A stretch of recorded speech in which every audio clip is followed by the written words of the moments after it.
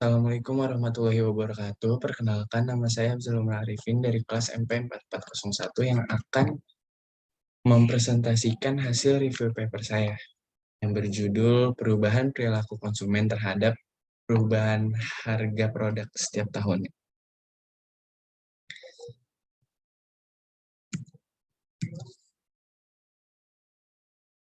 Yang pertama itu saya akan memberitahu dan menjelaskan mengapa saya tertarik untuk melakukan penelitian ini. Nah, tentunya penyebab pertama yaitu eh, saya sempat merasakan perubahan harga yang benar-benar melonjak tinggi. Mungkin yang saya rasakan itu tidak separah dulu waktu zaman tahun 9 sekian terjadi inflasi di Indonesia yang membuat benar-benar Indonesia tuh hancur gitu. Harga bahan pokok naik, semua harga jasa pun naik gitu sampai para penduduk Indonesia tuh marah dan sampai menghancurkan toko-toko. Oleh sebab itu, saya tertarik untuk meneliti bagaimana sih perubahan perilaku konsumen ini terhadap perubahan harga yang terjadi setiap tahunnya. Karena setelah kejadian inflasi tersebut, bisa dibilang perubahan harga di Indonesia ini naik turun gitu, nggak kayak dulu. Dulu kan harga harga semua barang bahkan jasa tuh naik. Sedangkan di tahun-tahun berikutnya harga semua produk tuh terkadang naik, terkadang turun, jadi kurang stabil. Nah, eh, sebab itu saya juga eh, pernah mengalami hal yang cukup bisa dibilang pengalaman buruk lah tentang harga. Karena waktu zaman saya masih SD atau SMP, orang-orang seperti saya yang memiliki ekonomi menengah ke bawah tuh cukup terasa gitu saat perubahan harganya itu cukup melonjak tinggi. Jadi tentunya saya kesempatan kali ini ingin teliti dan mungkin bisa memberi solusi tentang permasalahan tersebut. Nah, kenapa sih ada perubahan harga atau dinamika harga? Tentunya salah satu penyebabnya itu bahan harga pokok ya. Karena seperti bahan-bahan baku yang biasa kita butuhkan kayak beras atau telur itu tuh harganya itu sesuai hasil panen gitu. Jadi terkadang naik, terkadang turun, sehingga mungkin tidak banyak orang yang perhatikan yang padahal itu sangat berpengaruh pada ekonomi dan berpengaruh juga untuk para konsumen. Nah, faktornya apa aja sih? Pertama itu ada penurunan produktivitas. Maksudnya penurunan produktivitas itu ini terjadi di para penjual. Jadi penyebab terjadinya dinamika harga, salah satunya adalah penjual tidak cukup produktivitas dalam mengelola barang-barang yang ingin dia tawarkan ke konsumen. Sehingga eh, ya sesuai dengan hasil yang dia jual, harganya bisa melonjak tinggi. Kalau produktivitas dia bagus, harganya bisa turun. Misalkan dia juga per hari bisa menghasilkan berapa barang untuk dijual. itu sangat mempengaruhi dari segi harga barang.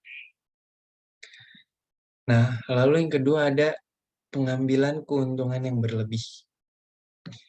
Nah, pengambilan keuntungan yang berlebih ini pun sama eh, terjadi di para penjual. Mungkin karena terlalu bernafsu untuk mendapatkan keuntungan yang banyak, sehingga dia tidak memikirkan apa penyebabnya dengan dia menaruh harga tinggi. Seperti contohnya, misalkan warung telur A. Telur A itu dia menjual harga telur dengan harga 20.000. Sedangkan warung B ini menjual harga telur 40.000 itu per kilonya. Nah, yang terjadi adalah toko yang menjual harga lebih murah pasti akan mengikuti harga yang di atasnya. Sehingga itu akan mempengaruhi ke toko-toko lain dan harga tertinggi tersebutlah yang menjadi patokan harga yang diberikan kepada konsumen. Jadi eh, tentunya sangat mempengaruhi ketidakstabilan harga sehingga para konsumen tuh cukup terbebani dengan harga. Nah, terus ada tingkat kesulitan mencari bahan baku. Nah, oke deh kalau mungkin untuk toko-toko yang menjual barang-barang sembako.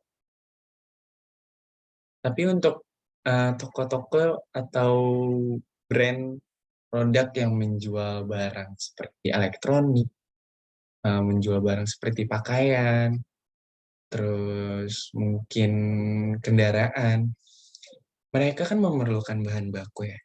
Nah, bahan baku inilah yang membuat harga suatu produk yang diproses itu tuh menjadi tinggi. Karena harga bahan baku itu sangat tidak tertebak. Kadang bahan bakunya mudah didapat, kadang bahan bakunya juga susah didapat. Karena ketika bahan bakunya susah didapat, pasti harga akan tinggi. Dan kalau bahan bakunya mudah didapat, ya tentu harganya akan stabil sesuai standar. Nah, sebenarnya masih banyak faktor yang mempengaruhi eh, perubahan harga ini. Tapi mungkin tiga faktor ini yang menurut saya, yang berdasarkan penelitian saya ini sangat berpengaruh untuk para konsumen.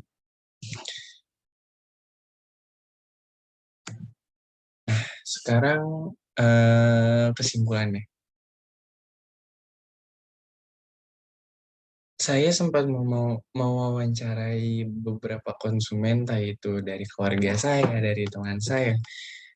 Eh, Mereka selalu berbicara tentang dampak yang terjadi terhadap diri mereka sendiri. Jarang yang menjawab pertanyaan-pertanyaan saya yang mengarah kepada seperti ekonomi yang terjadi di Indonesia, eh, pokoknya yang berpengaruh kepada negara lah. Nah, jadi saya taruh kesimpulannya di sini ada tiga, yaitu pertama adalah dampak. Nah, eh, maksudnya dampak di sini tuh tentunya pengaruh perubahan harga ini tuh berdampak di semua kalangan. Baik itu kalangan menengah ke bawah maupun ke atas, mereka sama-sama merasakan dampaknya. Seperti eh, penjualan barang atau jasa yang yang apa ya? Yang hanya memilih gitu. Contohnya kayak misalkan toko HP A menjual handphone mereka itu dengan harga tinggi sehingga mereka tentunya segmen mereka hanya untuk orang-orang yang ekonominya menengah ke atas, sedangkan orang-orang yang menengah ke bawah pun mereka juga mau membeli produk HP tersebut. Jadi itu sangat berpengaruh. Nah, terus yang kedua adalah alasan. Dari beberapa orang yang saya wawancarai, saya bisa mengambil kesimpulan itu, adanya ketidakbertanggungjawaban atas penjualan barang atau jasa kepada konsumen. Eee, seperti seperti misalkan penjual tuh menjual harga dengan harga tinggi, sedangkan barang yang mereka jual itu kualitas itu sangat rendah. Jadi banyak penipuan gitu. Banyak konsumen yang tertipu dengan para penjual yang hanya memikirkan, kepentingan dirinya sendiri, yaitu keuntungan yang besar. Mereka tidak memikirkan bagaimana reaksi konsumen mendapatkan barang yang kualitasnya jelek dengan harga yang tinggi gitu. Eee, jadi ya tentunya banyak konsumen yang kecewa, banyak yang konsumen itu menjadi tidak percaya untuk membeli barang maupun di toko lain gitu, karena takut atau trauma akan kejadian seperti tadi. Terus yang ketiga ada solusi harga. Nah,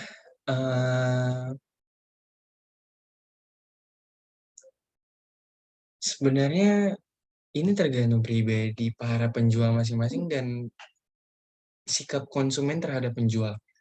Jadi,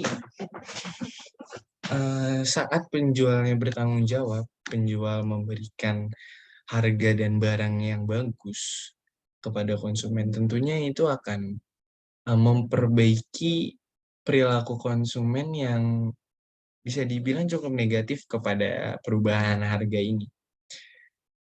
Seperti, eee, menjual bahan pokok yang benar-benar penting, seperti handphone yang mungkin menurut saya handphone sekarang sudah menjadi bahan pokok, sudah menjadi kebutuhan semua orang untuk berkomunikasi gitu. Terus,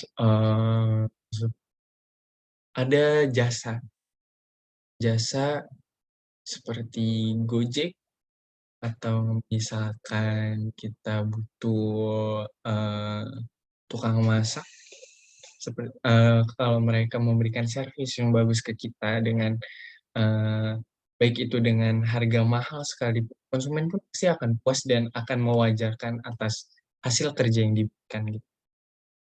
Jadi, inti dari semua ini perubahan harga